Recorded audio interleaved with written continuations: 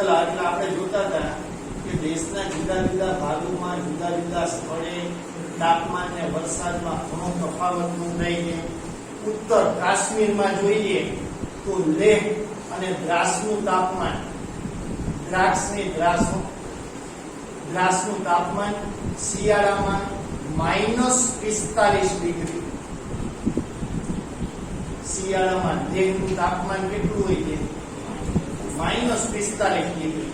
હવે આપણે અહીંયા વધીને 7-8 ડિગ્રી સુધી પહોંચે છે કોઈ ઊભો થઈ જાય. 5-4 સાલ ને વેતન સેન્ટરે કેટલું પેરલી હોય. અહીંયા તો -45 ડિગ્રી. આપણે તો રહી જ ન હોય, કારણ કે આપણે અહીંયા 4-5 ડિગ્રી સુધી જાય છે ત્યાં કેટલી ગાઢ છે તેવા એક્સપ્રેશન થઈ જાય. પોતે આખું ભડકો કરી વચ્ચે બેસી ગયો, કેટલી બધી સારી ઓઢી એવી સ્થિતિ. એ જ વસ્તુ રાજસ્થાનમાં જઈએ તો રાજસ્થાનમાં આવેલ શ્રી ગંગાનગર તેમજ અલવર, આ સ્થળનું નામ છે અલવર, અણવર નહીં, આ ખાલી યાદ રાખવા માટે કહું છું, તમને અણવર ઉપર અલવર યાદ આવી જાય. અલવર ખાતે ઉનાળાનું તાપમાન કેટલું છે? 51 ડિગ્રી સેલ્સિયસ. આપણે અહીંયા 38-40 સુધી જાય તો કેટલા પંખા એસી કરી દઈ ગયા. 51 ડિગ્રી સેલ્સિયસ સુધી નોંધાયેલ. એવી જ રીતે પૂર્વની વાત કરીએ તો ભારતમાં મેઘાલય રાજ્ય, મેઘાલયમાં ચેરાપુંજીમાં આખા વિશ્વનો સૌથી વધુ વરસાદ પડે, 1200 સેન્ટીમીટર જેટલો વરસાદ પડે. આખા વિશ્વમાં આટલો વરસાદ નથી પડતો. ભારતના મેઘાલયના ચેરાપુંજીમાં આટલો વરસાદ પડે, કારણ કે આખો જંગલ વિસ્તાર છે. ચેરાપુંજી એ મોટા ભાગનો જંગલ વિસ્તાર અને વાર્ષિક એમાં 1200 સેન્ટીમીટર જેટલો વરસાદ પડે. આપણે આટલો વરસાદ પડે એટલે જામનગર ડૂબી ગઈ. આપણે આટલો ત્રીજા ભાગનો વરસાદ માંડ પડે. ચેરાપુંજીથી આશરે 16 કિલોમીટર દૂર મૌસીનરમ ગામ છે. ત્યાં 24 કલાક દરમિયાન પડેલ મહત્તમ વરસાદી સ્થળ તરીકે પ્રસિદ્ધ પામ્યું. અહીંયા હાવ ઓછો વરસાદ પડે.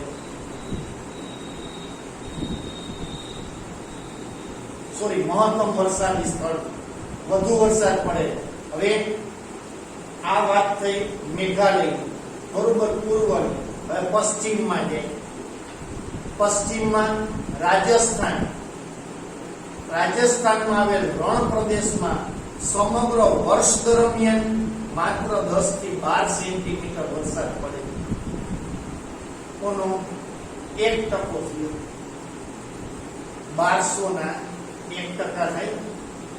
1200 સેન્ટીમીટર, અહીંયા 12 સેન્ટીમીટર. વિચાર કરો, ખાલી એક ભાગ બદલાતા 1 ગણું, અહીંયા 100 ગણું થઈ ગયું. દેશમાં કોઈ એક પ્રદેશમાં પૂરની વિકટ પરિસ્થિતિએ ભયંકર તારાજી સર્જી. જે આ 1200 સેન્ટીમીટર વાળા વરસાદની વાત છે. મેં તમને કીધું હતું, આપણે નકશો કરતા હતા ત્યારે સાનકો નદી, બરોબર છે, ભારતમાં એ નદીનું નામ શું છે? ભયંકર વિનાશ સર્જે છે. અહીંયા છે મેઘાલયમાં, આસામમાં.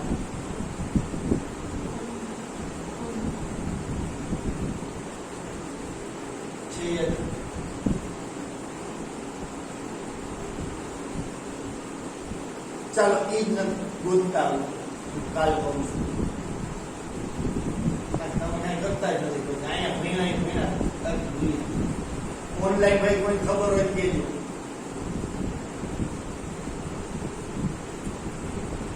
આગળ ભયંકર તારાજી સર્જે છે તો બીજા પ્રદેશોમાં વરસાદ ન પડવાને લીધે દુષ્કાળ અને ગરમીની પરિસ્થિતિ સર્જાયેલી હોય એવી વિરોધાભાસી આબોહવાકીય સ્થિતિ પણ આપણા દેશમાં જોવા મળે.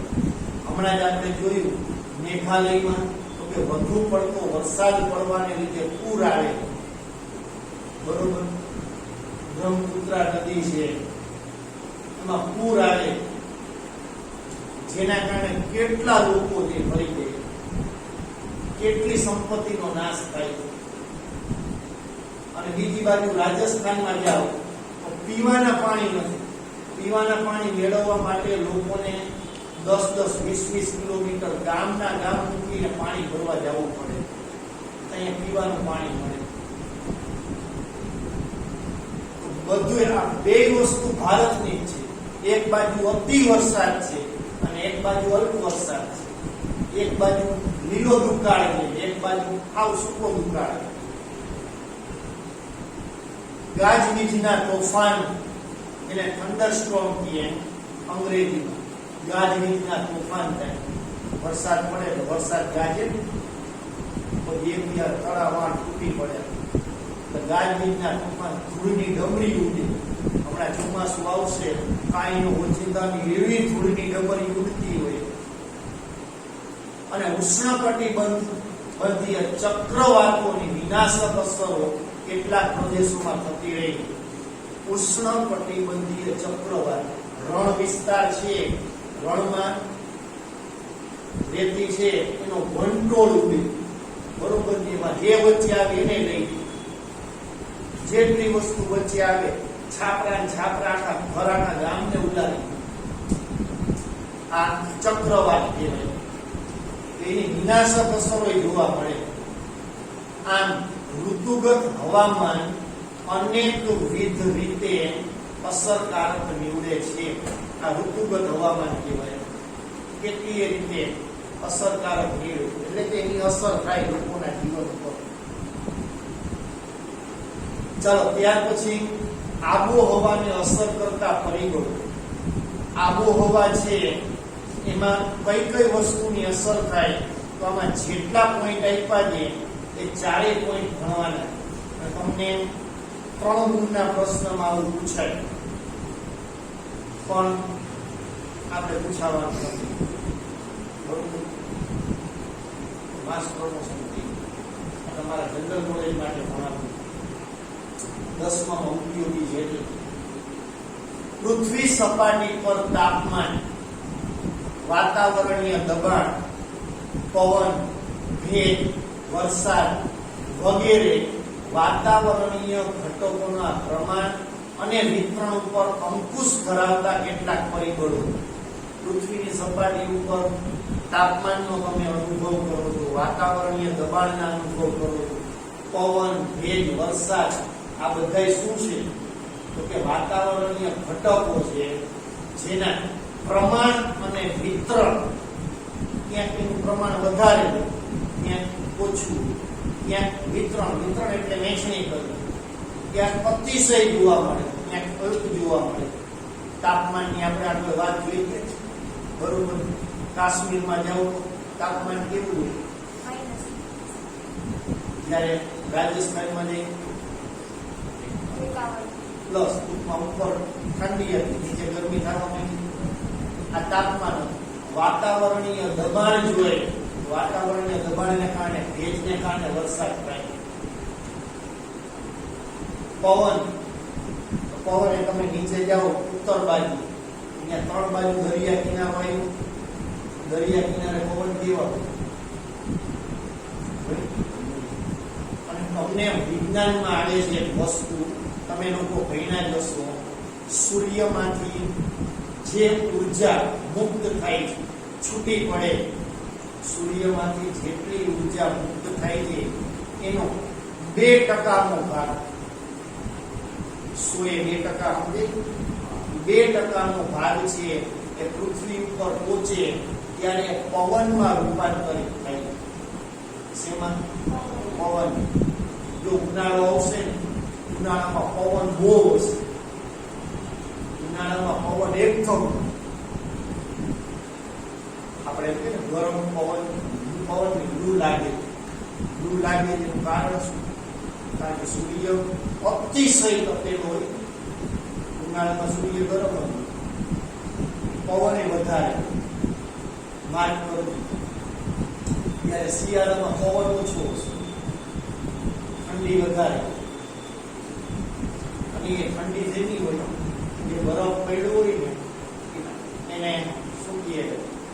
કોલ્ડ વેવ, ઠંડો પવન, એના કારણે પવન વાળો. પછી વરસાદે આપણે હમણાં જોઈ કે એની વિવિધતા, ક્યાંક વધારે ક્યાંક ઓછો. આ બધા અંકુશ ધરાવતા કેટલાક પરિબળો છે જે આબોહવાને અસર કરતા પરિબળો ગણાય. આની અસર આબોહવા ઉપર થાય. ભારતની આબોહવાને અસર કરતા કેટલાક પરિબળો નીચે મુજબ છે. હવે એક એક પરિબળ તમારે ભણવાનું છે. સૌથી પહેલા અક્ષાંશ. પૃથ્વી સપાટી ઉપર આબોહવાના પ્રકાર જે તે પ્રદેશોના અક્ષાંશ પ્રમાણે બદલાય. ભારત છે અથવા કોઈ પણ પ્રદેશ એ કયા અક્ષાંશ ને વૃત્તાંશ ઉપર આવેલો છે એના આધારે આબોહવા નક્કી થાય.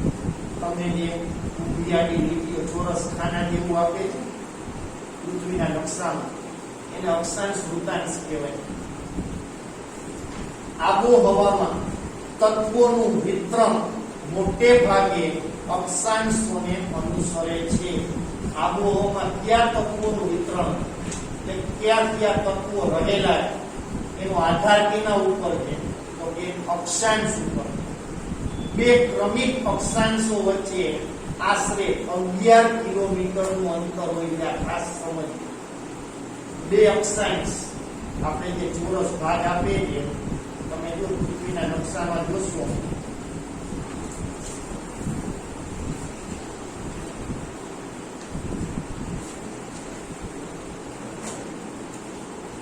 આ ડાય ઉભાને લીટા દેખાય તમને?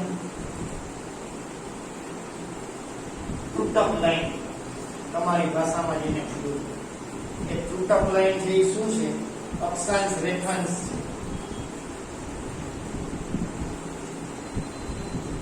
અહીંયા જો આંકડા આપેલા છે. ભારતીય અક્ષાંશ ને કયા રેખાંશમાં આવેલું છે એની તમને આગલા પેજ ઉપર નોંધ થઈ છે.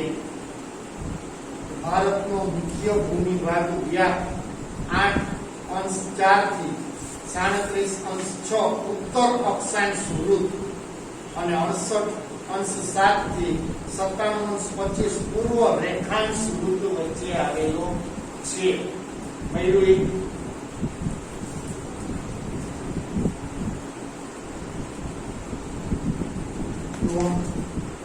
જે ઉભા છે એ ઉત્તર અક્ષાંશ છે અને આડા જે વૃત્તાંશ છે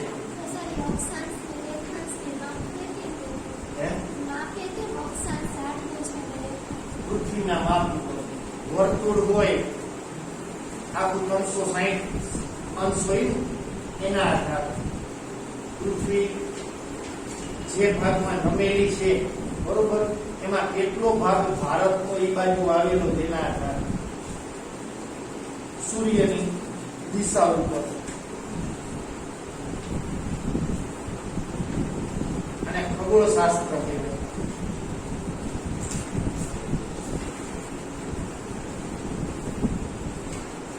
બે ક્રમિક અક્ષાંશ વચ્ચે કેટલા મીટરનું અંતર હોય છે? 11 કિલોમીટર. કેટલું અંતર હોય? આ પ્રશ્ન પૂછાય જનરલ નોલેજ માટેનો. બે ક્રમિક અક્ષાંશ, એ પછી અક્ષાંશ હોય કે વૃત્તાંશ હોય, 11 કિલોમીટરનું અંતર હોય છે. વિષુવવૃત્તની આસપાસના પ્રદેશો પર સૂર્યના કિરણો લગભગ કેવા પડે? લંબ. વિષુવવૃત્ત હોય ત્યાં લંબ કિરણો પડ્યા, યાદ રાખજો. તેથી ત્યાં 12 માસ ગરમી પડતી હોય. ત્યાં ગરમી કેવી રીતે પડે? 12 માસ. જ્યારે ઉષ્ણકટિબંધીય અને સમશીતોષ્ણકટિબંધીય આ બે આબોહવાકીય સ્થિતિ ધરાવતા વિભાગોમાં એ વહેંચાય છે. ઉષ્ણકટિબંધ એટલે ગરમ ભાગ અને સમશીતોષ્ણ એટલે ઠંડો ભાગ. આ અક્ષાંશની વાત કરીએ. હવે સમુદ્રથી અંતર કેટલું છે? જે તે પ્રદેશ, જે તે વિસ્તાર, એનું સમુદ્રથી અંતર કેટલું છે એના ઉપર આધાર. તો સમુદ્ર વિસ્તારથી જમીન પ્રદેશના અંતરો એ આબોહવા ઉપર અસર કરનાર બીજું મહત્વનું પરિબળ. સમુદ્ર વિસ્તારથી જે તે જમીન પ્રદેશ છે એનું અંતર કેટલું એ પણ આબોહવા ઉપર અસર કરે છે. સૂર્યની ગરમી સંભળવાની તેમજ તેની આપલે કરવાની શક્તિ જમીન અને પાણીમાં જુદી જુદી છે.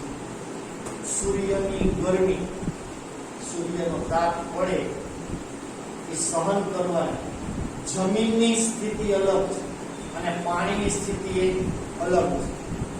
સૂર્યનો તાપ જમીન ઉપર પડે, જમીન શું થાય? સુકાતી જાય. માટીવાળો ભાગ હોય, તમે જુઓ છો, તમે પ્રયોગે કર્યા છે બરોબર, માટીવાળો ભાગ છે એ ધીમે ધીમે સુકાતો જશે. એક સમય એવો આવશે એમાં તિરાડો પડશે. એક સમય એવો આવશે કે તિરાડો પડેલો ભાગ છે એકબીજાથી છૂટો પડવા માંડ્યો છે. જ્યારે પાણી ઉપર સૂર્યની અસર કેવી થાય? પાણી છે એ ઠંડુ થાય. પાણી ઠંડુ, એના ઉપર સૂર્યનો તાપ પડશે તો ધીમે ધીમે પાણી શું થશે? ગરમ થવા માંડશે. ગરમ થશે, એક સમય એવો આવશે પાણીની સપાટી શું થતી જાય? નીચી જતી જાય ગરમીના કારણે. થાય ને? આપણે અનુભવ કર્યા. એટલે સૂર્યની ગરમી સંભળવાની તેમજ તેની આપલે કરવાની. આપલે કરવું એટલે સમજે? આપ એટલે આપવું ને લે એટલે લેવું. આપલે કરવાની શક્તિ જમીન અને પાણીમાં કેવી છે? જુદી જુદી. પરિણામે સમુદ્ર અને તેના કિનારા નજીકના ભૂમિભાગો ઉપર સમ આબોહવા ફેલાય છે. સમુદ્ર અને એના નજીકના કિનારાના વિસ્તારો અહીંયા સમ આબોહવા હોય. જ્યારે કિનારાથી દૂર અંદરનો ભાગ હોય એને ભૂમિખંડ કહેવાય. એની આબોહવા વિષમ બને. વિષમ, જેમ દૂર જતા જાવ એમ પવન ઓછો થતો જાય, આબોહવા જે ગરમ થતી જાય. ભારતમાં મુંબઈ દરિયા કિનારે હોવાથી ત્યાં સમ આબોહવા છે. ભારત મુંબઈ ત્યાં દરિયા કિનારે બરોબર, ત્યાંની આબોહવા સમ. પણ મુંબઈ થી તમે આગળ દૂર જાઓ તો ત્યાં નાગપુર જાઓ કે દિલ્હી જાઓ, આ દરિયાથી ક્યાં છે? દૂર. દિલ્હી છે કે એકી બાજુ દરિયા કિનારો છે. દિલ્હી તો હાવ વચ્ચે છે. ત્યાંની આબોહવા કેવી? વિષમ. અથવા મધ્યપ્રદેશની આબોહવા કેવી? વિષમ. કારણ કે એને ક્યાં દરિયા કિનારો નથી.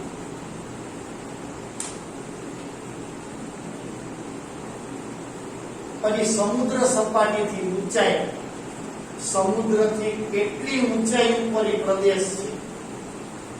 સમુદ્ર સપાટી. સમુદ્ર સપાટી એટલે સમજે કે દ્વારકાના કોઈ પણ દરિયા કિનારે ગયા હોય, જે પાણી તમે જુઓ છો એ કેવું હશે? એની દ્રષ્ટિ તમે સીધી કરશો, આ તો એની સપાટી છે. નીચે ને જ્યાં પાણી ભર્યું છે ઉપરની સપાટી. સમુદ્રની સપાટીથી વાતાવરણમાં જેમ ઊંચે જાય તેમ હવાનું દબાણ અને હવાનું તાપમાન ઘટતું જતું જોવા મળે છે. તમે સમુદ્રની સપાટીથી જેમ ઉપર જે તરફ જતા જાઓ એમ હવાનું દબાણ ઘટતું જાય. હવાનું દબાણ શું થાય? ઘટે ને તાપમાન એ શું થાય? ઘટતું જાય. તમે દાખલા તરીકે કોઈ પણ ડુંગર ચડો, ડુંગર ચડી અથવા ડુંગર ચડવાનું તો એક બાજુ, તમે દાદરા ચડો છો, દાદરા ચડો ને ઉપર એટલે તમે સમુદ્રની સપાટીથી ક્યાં જતા જાઓ? ઉપર. જેમ ઉપર ચડશો ને એમ હવાનું દબાણ પાતળું થતું જાય. પાતળું થતું જાય એટલે તમને હાફ ચડશે. દાદરા ચડો એક સમય એવું આપણે હાફી રહી. દરેકની કેપેસિટી જુદી જુદી. અને 5 માળ ચડે ત્યાં હાફી, અને 2 માળમાં હાફી, અને એક દાખલો ચડે તો હાફી. ટૂંકમાં જેમ સમુદ્રની સપાટીથી ઉપર તરફ જતા જાય એમ હવાનું દબાણ શું થાય? પાતળું થતું જાય. એટલે આપણે ઓક્સિજન લેવાનું શું થાય? તકલીફ થાય. એટલે આપણે હાફ ચડે. પણ એક જગ્યાએ શાંતિથી બેસી ગયા 2 માળ ચડ્યા પછી થોડી વાર થાક ખાધો તો ક્યાંય ડુંગર ચડે થોડી વાર થાક ખાય છે તો ત્યાં જઈ રહેલું ઓક્સિજન કે આપણે એની સાથે એડજસ્ટ થઈ જઈએ પછી હાફ ચડે છે પછી વળી ઉપર ચડે વળી હાફ ચડે હવા શું થાય છે પાતળી થતી છે તાપમાન એ ઘટતું જેમ ઊંચાઈ ઉપર જતા જાવ એમ તાપમાન ઘટતું છે નીચે ગરમી ઉપર જેમ જતા જાવ ગરમી ઓછી થતી કારણ કે જમીન સૂર્યના તાપથી જમીન શું થાય તપે ત્યાં ગરમી લાગે જેમ ઉપર જતા જાય ગરમી શું થાય ઘટતી જાય તમે અત્યારના નીચે જાવ એક પ્રયોગ કરજો ચંપલ કાઢી પગ જમીન ઉપર મૂકજો પગ શું થાય બળશે ચંપલ પહેરવાનું કારણ જમીન બળતી હોય એના ઉપર પગ મૂકે પગ બળે પણ બીજો પગ છે એ અધર રાખજો જમીનથી થોડોક અધર રાખજો એ બળશે નથી બળતું કારણ જમીનથી શું અધર સમજે આ પ્રયોગ અને અત્યારે જેમ તાપમાન વધતું જશે બપોર થતી હશે બપોરે જમીનમાંથી એટલી ગરમી નીકળતી હશે તમે કદાચ ગાડી ઉપર તમારો પગ હશે સાયકલ ઉપર પગ હોય તો એને ગરમી લાગતી શું કામ તાપમાન વધી આ બધા તમે પ્રેક્ટિકલી અનુભવ કરેલા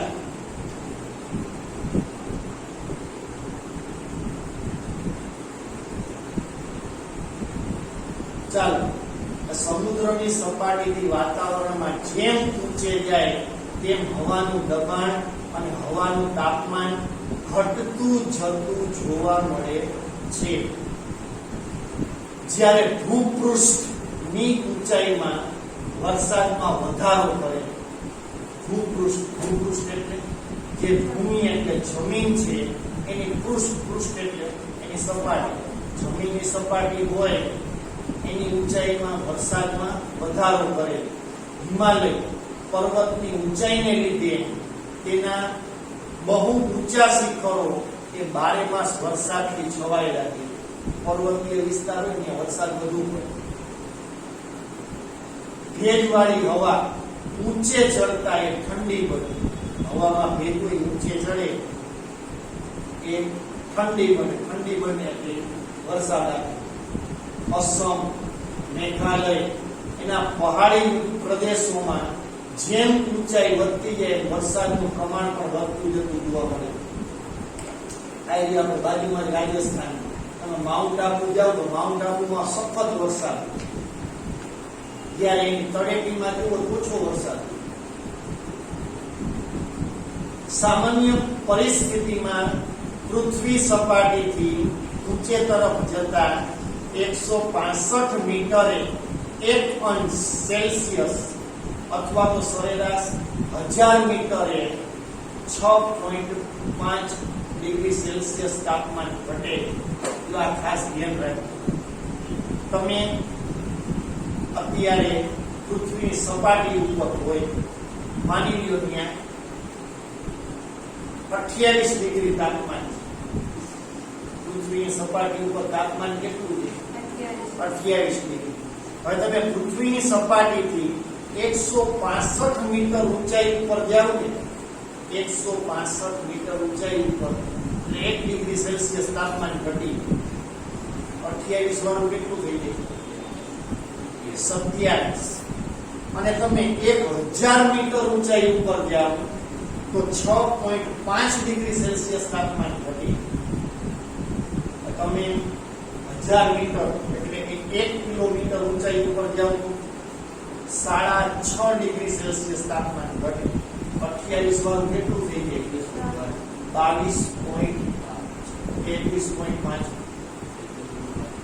21.5 ડિગ્રી તાપમાન થઈ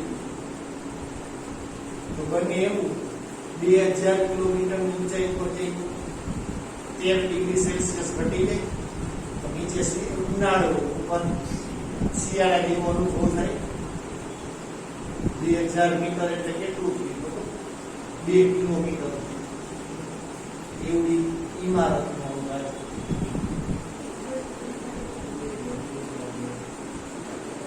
ચાલો એના પછી જે વાતાવરણીય દબાણ અને પવન ભારત ઉત્તર પૂર્વી એટલે કયો વિસ્તાર ખબર? ઉત્તર અને પૂર્વનો, જેને ઈશાન દિશા કહેવાય આપણી ભાષામાં. ઈશાન, વાયવ્ય, નૈઋત્ય અને અગ્નિ, આ ચાર ખૂણા છે. એમાં ઉત્તર પૂર્વી એટલે ઈશાન દિશા વાળો ભાગ વ્યાપારિક પવનો વાળા ક્ષેત્રમાં આવેલો છે. આ પવનો ઉત્તર ગોળાર્ધના ઉષ્ણકટિબંધીય ગુરુદાબ પટના ભારે દબાણ પટ્ટાઓ દ્વારા સર્જાય. આ પરિસ્થિતિ કેવી રીતે સર્જાય? તો ઉષ્ણકટિબંધીય ગુરુદાબ પટના ભારે પટ્ટાઓ દ્વારા આવી પરિસ્થિતિ સર્જાય છે.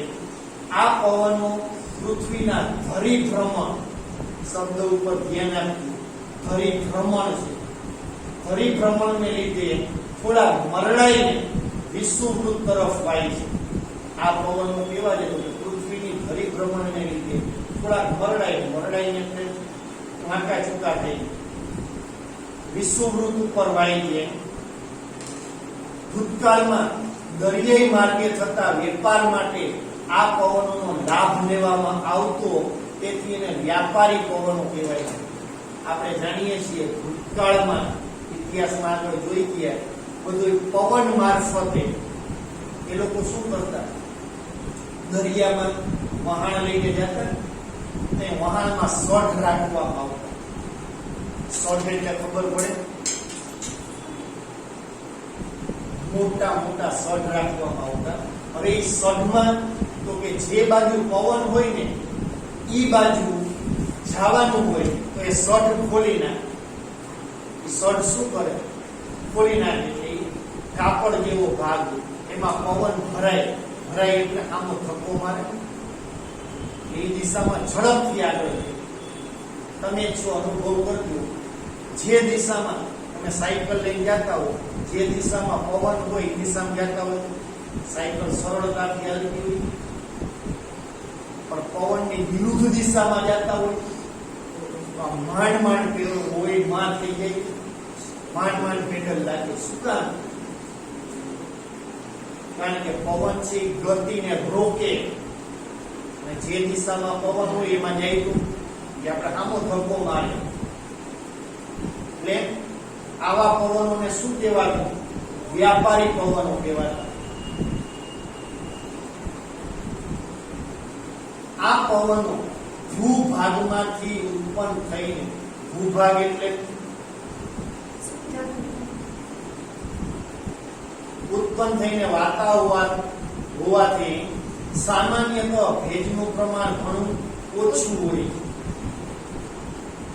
પરંતુ ભારતની દક્ષિણે હિંદ મહાસાગર આવેલો, નીચેનો ભાગ કેતકવાળો છે અથવા કકેતવાળો, ત્યાં શું છે? હિંદ મહાસાગર.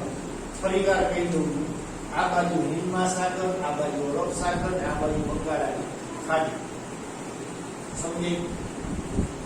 પશ્ચિમ બંગાળ છે એ બાજુ બંગાળાની ખાડી, ગુજરાત છે એ બાજુ અરબ સાગર, અને નીચે શ્રીલંકા છે ત્યાં હિંદ મહાસાગર.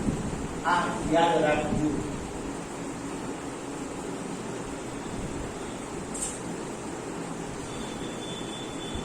ભારતની દક્ષિણે હિંદ મહાસાગર છે, પશ્ચિમે અરબ સાગર છે, અને પૂર્વમાં બંગાળાની ખાડી છે. તો આ હવે કીધું મેં પેલા, આ વિશાળ જળ રાશિને લીધે દરિયો હોય એમાં તો કઈ જળ રાશિ કેવી હોય?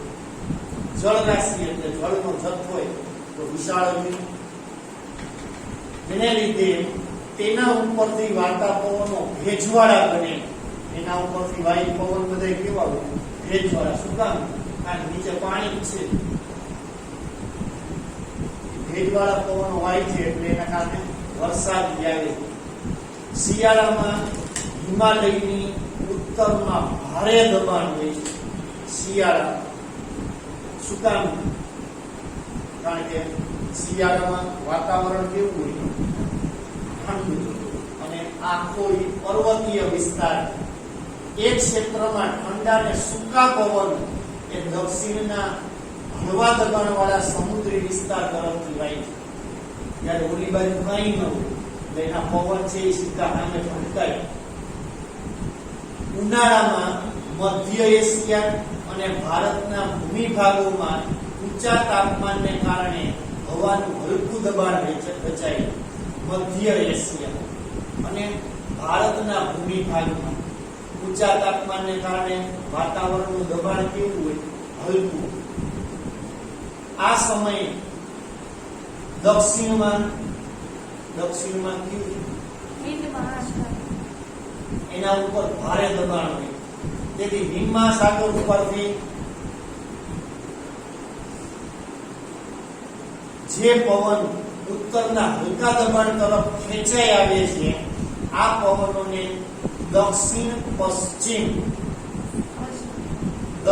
પશ્ચિમના મોસમી પવનો કહે છે. દક્ષિણ અને પશ્ચિમ એટલે કયો ભાગ થયો? અગ્નિ દિશામાં. જે ગુજરાત, ગોવા ઈ ભાગ તે ભેજવાળા હોવાથી એ ભારતમાં શું કરે છે? વરસાદ લેવામાં મદદરૂપ થાય છે. ભારતીય વિસ્તારથી દૂર આવેલા કેટલાક પ્રદેશો ઉપર ક્યારેક વિશિષ્ટ ઘટના આકાર લે છે, જેનાથી આબોહવાની દીર્ઘકાલીન પ્રણાલીમાં તે સમય પૂરતો થોડોક તફાવત સર્જાય.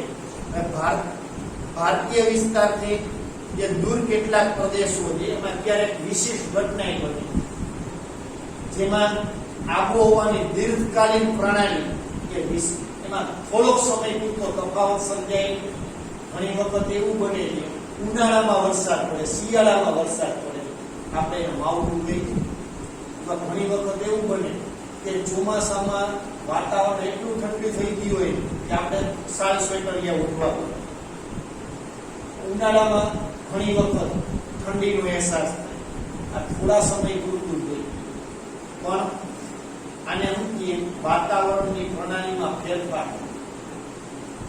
ભારતના હવામાન ઉપર જેટ સ્ટ્રીમ, પશ્ચિમી વિક્ષોભ, જે વેસ્ટર્ન ડિસ્ટર્બન્સીસ કહેવાય, ડિસ્ટર્બન્સ વાતાવરણનો ફેરફારને આપણે ડિસ્ટર્બન્સ, મને ડિસ્ટર્બન્સ કરે. ડિસ્ટર્બન્સ કરવું એટલે તમારી મૂળ સ્થિતિ જે એમાં વિક્ષેપ પાડવું, હેરાન કરવું.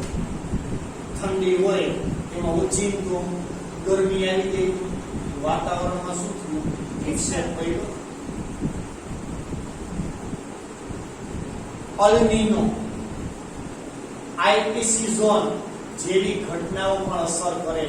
આ બધી જુદી જુદી ઘટનાઓ છે જે હમણાં આગળ અહીંયા આવશે. દરેક ઘટના શું છે એ તમને વિશેષ જાણકારીમાં આપ્યું છે, ચિંતા કરજો. આમ છતાં એકંદરે ભારતની મોસમી આબોહવાની લાક્ષણિકતાઓ જળવાઈ રહી છે. છતાંય મોસમી આબોહવા જળવાઈ રહી છે કે શિયાળામાં ઠંડી જ પડે, ઉનાળામાં ગરમી જ પડે અને ચોમાસામાં વરસાદ થાય છે. આ આપણી મુખ્ય લાક્ષણિકતાઓ છે. ચાલો બાકી આપણે કાલે લેશું. આવજો.